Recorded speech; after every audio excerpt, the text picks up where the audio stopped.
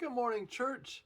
We're in James chapter 4 again for two reasons why God doesn't answer our prayers. The first is that you're not asking Him in the first place.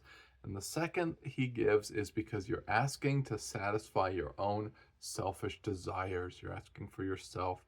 Think about the apostles as they walked along the road with Jesus. He had just finished predicting His death, His resurrection, His crucifixion.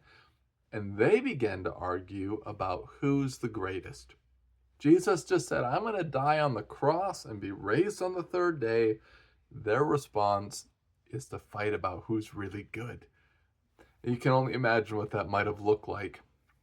But when we do that, when that's our attitude, and if we're honest, sometimes we want to be the one seated at the head of the table.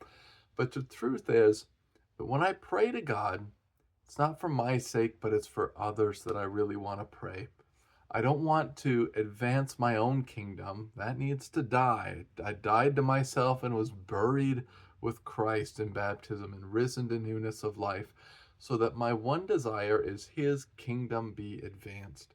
So pray for others. And if you're praying for gifts for yourself, pray that you might be an outflow, that the abundance of the Spirit would overflow from you to others. You can't give what you don't have.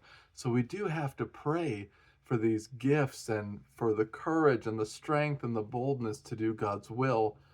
But it's not so that we can advance. We are like John the Baptist, I decrease so that my Lord can increase. So let's continue to pursue that with our whole hearts, church, pointing always to God.